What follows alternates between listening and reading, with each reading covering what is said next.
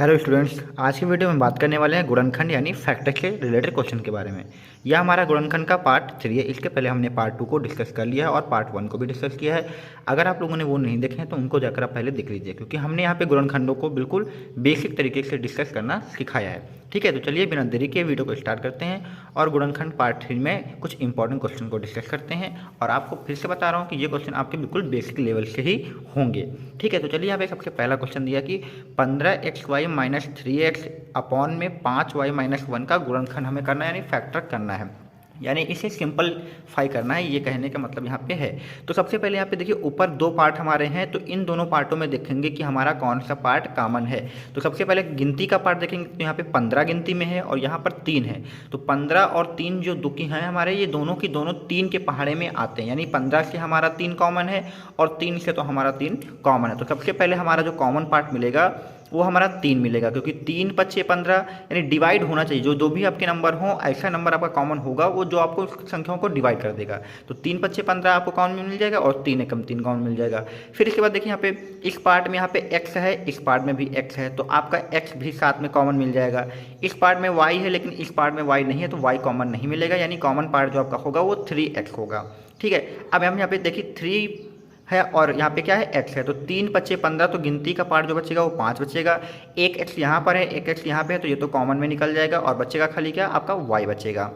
और माइनस का 3 एकम 3, तो 1 बचेगा, 1 हम लिखते नहीं। x का हमारा यहाँ पे कॉमन चला जाएगा, वो भी नहीं बचेगा, तो कुछ नहीं होगा, तो हमारा क्या होगा 1 होगा। यानी हमने पूरा 3x कॉमन निकाल लिया इधर वाला, तो पूरा चला जाएगा, तो कुछ नहीं, तो क्या रहेगा 1 रहेगा। अपॉन में हमारा क्या रहेगा 5 माइनस 1 रहेगा। अब देखिए यहाँ पर ये एक हमारा पार्ट है, ये एक हमारा पार्ट है। कॉमन लेने के बाद जो चीज़ें होती हैं वो गुणे में होती हैं। अगर आपका ऊपर नीचे गुणे में चीज़ें हैं तो वो आपकी कैंसिल हो जाती हैं, यानी कट जाती हैं। तो ये आपका कट जाएगा, तो जो आंसर निकल कर आएगा वो आपका 3x यहाँ पे फैक्टर में निकल कर आ जाएगा। तो इस क्वेश्चन को आप ऐसे समझ यहाँ पे सकते हैं। ठीक है, चलिए दूसरा क्वेश्चन देखते हैं।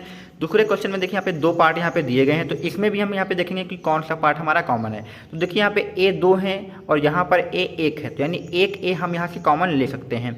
अब यहाँ पे देखिए इधर एक b है, इधर 2 b है, तो कम से कम एक b भी कॉमन ले सकते हैं। तो हमने a भी कॉमन लिया। तो अब यहाँ इस पार्ट में देखिए इस यहाँ से हमने एक a निकाला, तो एक a बच जाएगा। अब यहाँ पर एक ही b था, यहाँ पर भी एक b था, तो b नहीं बचेगा। अब अगले पार्ट में चलिए b, यहाँ पे देखिए यहाँ पे एक a है, यहाँ पर भी एक a है, तो वो कैंसिल हो जाएगा अपना। ये एक b है, यहाँ पर 2 b है, तो एक b आपका कॉमन हो गया, एक b आपका यहाँ पे बच जाएगा। और अपॉन में क्या है आपका a प्लस बी है। ठीक है, यहाँ पे कॉमन लेने के बाद ये भी आपके मल्टीप्लाई में होंगे, तो ये a प्लस बी ऊपर से और a प्लस बी नीचे से कट जाएगा, तो आंसर आपका ए बी आ जाएगा। तो इस क्वेश्चन का आंसर ए बी हो गया। तो उम्मीद करता हूँ आपको क्वेश्चन क्लियर अच्छी तरीके से समझ में आ रहे होंगे। ठीक है, तो चलिए क्वेश्चन नंबर 3 हम डिस्कस करते हैं। तो क्वेश्चन नंबर 3 को देखते हैं। यहाँ पे लिखा है कि 6x square plus 10x cube plus 8x square बटे 2x स्क्वायर। ठीक है, तो ऊपर देखिए यहाँ पे 1 2 3 पार्ट है, तो तीनों पार्ट में देखेंगे कौन सा कॉमन है। तो देखिए यहाँ पे आगे गिनती में 6 है, यहाँ पर 10 है और यहाँ पर 8 है, तो 6 10 8 इन तीनों में ही 2 कॉमन है, क्योंकि 2 के टेबल में ये सभी आते हैं। देखिए 2 तिहाई 6, 2 पंची 10, 2 चक्कू 8, तो यानी 2 कॉमन हमारा मिल जाएगा गिनती वाला।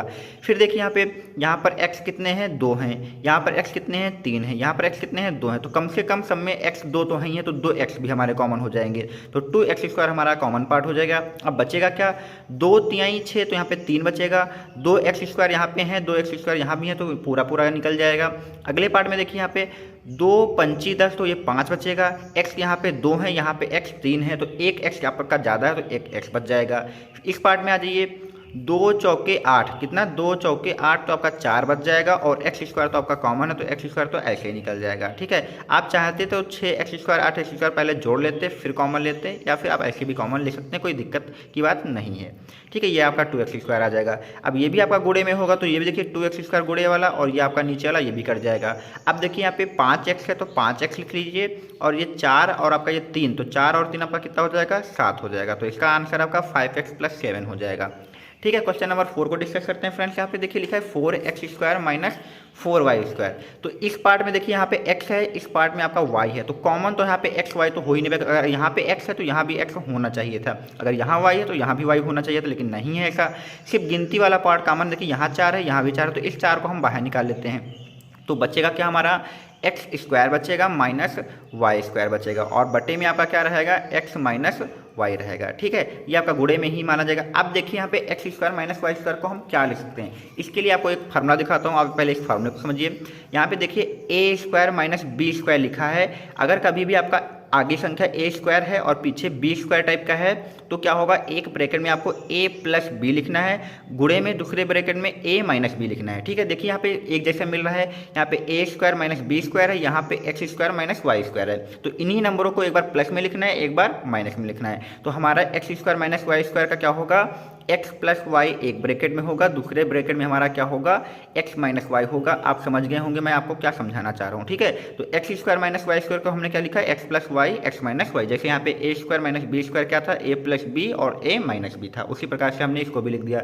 अब नीचे पार्ट में देखिए, नीचेले वाले पार्ट में हमारा एक्स माइनस वाई है। अब ऊपर देखिए गुणे में एक्स माइनस वाई है, नीचे भी एक्स माइनस वाई है, तो कट जाएगा। तो हमारा जो फैक्टर आ जाएगा वो 4 आ जाएगा, और ब्रैकेट में क्या रहेगा, एक्स प्लस वाई रहेगा। तो ये हमारा जो हो जाएगा इसका आंसर हो जाएगा। तो क्वेश्चन नंबर 4 भी आपका यहाँ पे डिस्कस हो चुका है। अब चलते हैं क्वेश्चन नंबर 5वें की तरफ। स्टूडेंट्स यहाँ पे क्वेश्चन नंबर 5 को डिस्कस करते हैं। लिखा है कि 3xy minus 6y square upon में x माइनस 2y।